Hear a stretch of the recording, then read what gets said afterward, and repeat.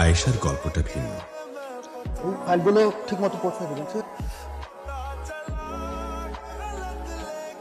High, আমি কি এখানে বসতে পারি?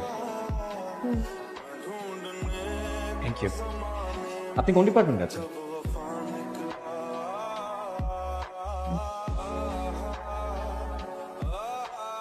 তোমার শরীর খারাপ? না, আমি আজ আছি তো কাল নেই।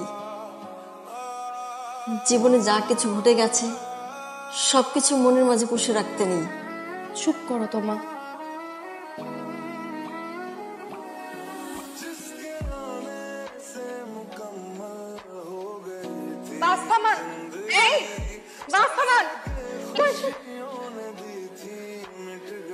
কি আপা, আপনার স্টপেজ তো এটা না, কোনো সমস্যা? কিছু বলছে? আপনি কি বাসায় যাচ্ছেন? আপনি চাইলে আপনাকে ড্রপ করে দিতে পারি। আপনি কি আমাকে কোনো কারণে অপছন্দ করেন? না আমি কি নিজের অজান্তে আপনার সাথে কিছু? আমাকে ফলো করবেন না প্লিজ, আমাকে ফলো করবেন না, লিভ মি অ্যালোন।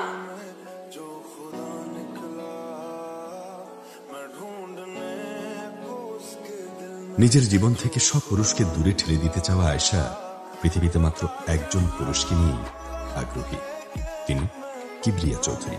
ও সবার পছন্দের এই মানুষটি গত 20 বছর ধরে। অনুভূতি তো অবশ্যই খুবই আনন্দ। আচ্ছা, বাচ্চাদের স্বপ্নের জগতে আপনার বিচরণ, কিভাবে বই লিখে এত ছোট ছোট বাচ্চাদের এতটা কাছে পৌঁছে যান? এর রহস্যটা কি? ওই যে বললাম, আমি নিজেও তখন বাচ্চা হয়ে যাই।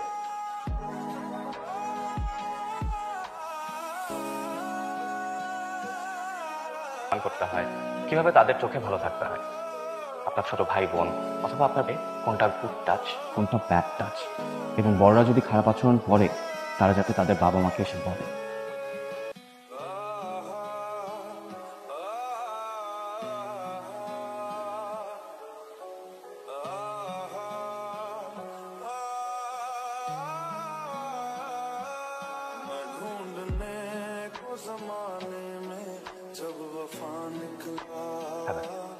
তাদেরকে বলবেন তাদের শরীরের সেন্সিটিভ জায়গাগুলো 4টা, একটা বুক, একটা পেট, একটা দুপায়ের মাঝে, আর একটা পেছনে, অর্থাৎ নিতম্ব। এই 4 জায়গায় কেউ যদি স্পর্শ করে বা ব্যথা দেয় তারা যেন অবশ্যই এসে বাবা মাকে বলে, ভয় যেন না হয়। সব পুরুষ এক হয় না, তাই না মা? না রে মা, সব পুরুষ এক হলে কি দুনিয়া চলতো?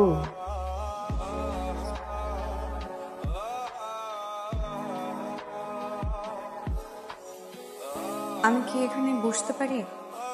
প্লিজ।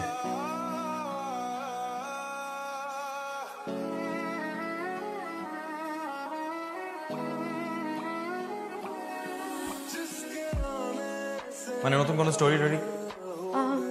ক্লাইমেট চেঞ্জ নিয়ে কাজ করছি বেশ কিছুদিন যাবত। ক্লাইমেট চেঞ্জ খুবই ইন্টারেস্টিং টপিক, মানে আমার কাছে খুবই ইন্টারেস্টিং। আস্তে, ঠিক আছেন? ছাড়ুন আমাকে। আপনি আমাকে টাচ করলেন কেন? আপনি আমাকে টাচ করলেন কেন?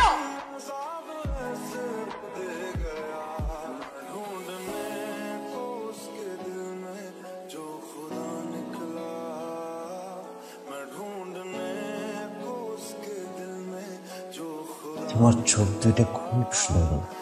1 2 3। আঙ্কেল আঙ্কেল, আমি ছবি তুলবো, আমাকে ছবি তুলে দেন না। আগে তোমার আব্বুর অনুমতি নিয়ে এসো। ওই যে আব্বু আব্বু, আমি ছবি তুলবো আব্বু, আমি ছবি তুলবো আব্বু, আমি ছবি তুলবো।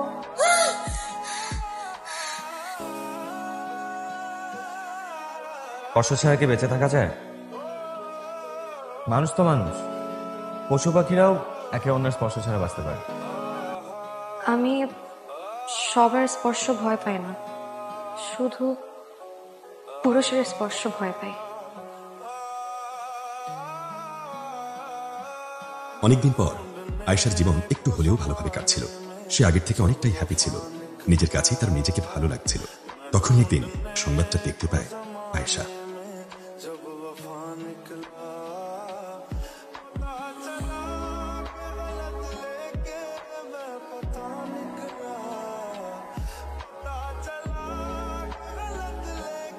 আয়েশার বয়স তখন মাত্র 7 বছর।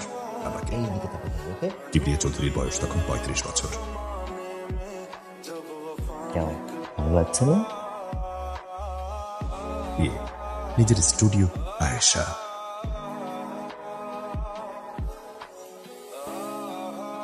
দিনের পর দিন এই অত্যাচার সহ্য করতে না পেরে আয়েশা একদিন তার বাবা মাকে সব বলে দেয়। সন্তানের জন্য কিছু করতে না পারার কষ্টে আত্মহত্যা করে। আয়েশা বুঝতে পারে কিবরিয়া চৌধুরীর নির্যাতনের শিকার বারান্দার ওই বাচ্চা মেয়েটি।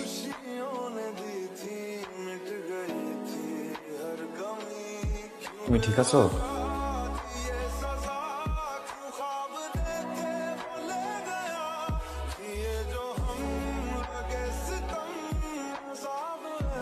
কি ব্যাপার?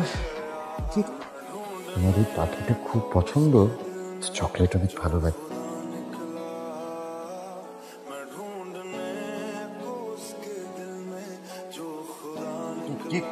কি ব্যাপার আপনার এখানে?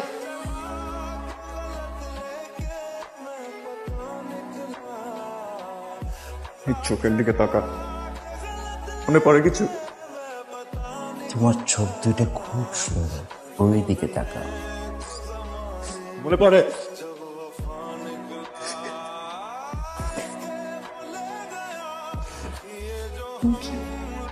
আমি সারা জীবনে যা করতে পারিনি সেটা তুমি আজকে করে দেখিয়েছো। বড় হওয়ার পর থেকে আমার একটাই লক্ষ্য ছিল, নরপিশাচের মুখ উন্মোচন করা। খালি অপেক্ষা করছিলাম কবে উনি দেশে আসবে। দিন জয়েন করার পরে তোমাকে যখন প্রথম দেখি, তারপর একদিন দেখি অফিসে তুমি কিবরিয়া চৌধুরীর প্রোফাইল দেখছো। আমি বুঝতে পারি তুমি সেই আশা। এখন আমার তোমাকে নিজের মানুষ মনে হয়। হ্যালো গাইস, আমার ভিডিওটা যদি আপনাদের কাছে ভালো লেগে থাকে তাহলে সাবস্ক্রাইব করে আমাদের পাশে থাকবেন।